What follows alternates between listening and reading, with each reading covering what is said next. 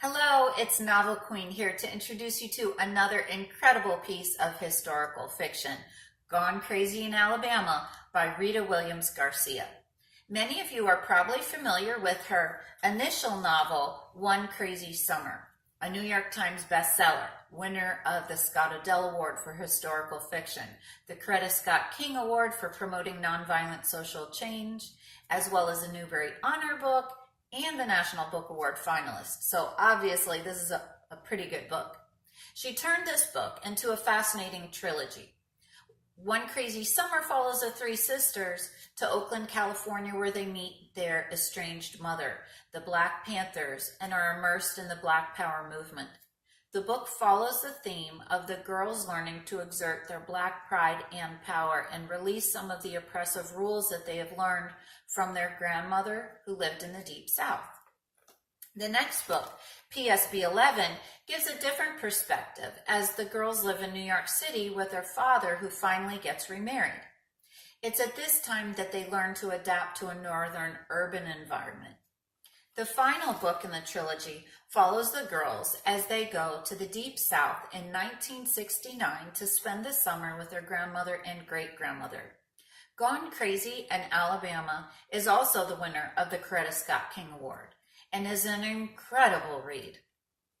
It takes us on a journey to Alabama during a pivotal time in American history and shares a unique and intimate perspective which is seldom shared. This book follows a theme of the girls learning to dampen some of their Black pride statements and keep them in check as a means of survival in the Deep South. This can open up some intense discussions about how the three sisters had to change their language and their behavior in three different ways through three different regions in the United States, even though all books took place during the same time period. The characters are vivid and multi-dimensional as they navigate through various challenges and conflicts.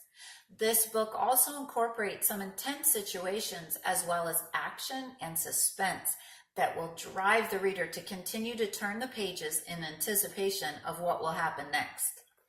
I took considerable time and effort to develop this novel unit to include vocabulary and scaffolded reading supports to engage readers in critical thought processes while holding them accountable for sustained reading engagement of complex text. This instructional unit is one of my best thus far. It helps to guide students to be more mature, independent readers as they read independently. This unit is designed for supplemental independent reading, often at home for homework. It's 73 pages long, about a third of which is the answer key. It's rarely, if ever, intended to be printed in its entirety, but to be used only as needed. The book has 44 chapters, and the accompanying questions include graphic organizers and visuals to engage the students.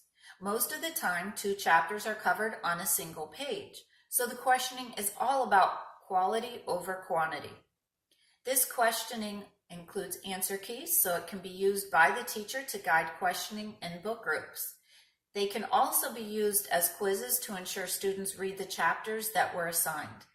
There are instructions for differentiating the novel unit based on my 11 years of teaching that I spent accelerating reading levels through rigorous and engaging complex text. So these strategies are classroom tested over a period of years. Also included are character analyses and themed writing assignments with support. This unit is available in part for free, and it's in its entirety in my Teachers Pay Teachers Novel Queen store. So I strongly encourage you to take your students on a trip to rural Alabama in 1969 with Delphine, Vanetta, and Fern. Gone Crazy in Alabama is a literary adventure that your students will never forget.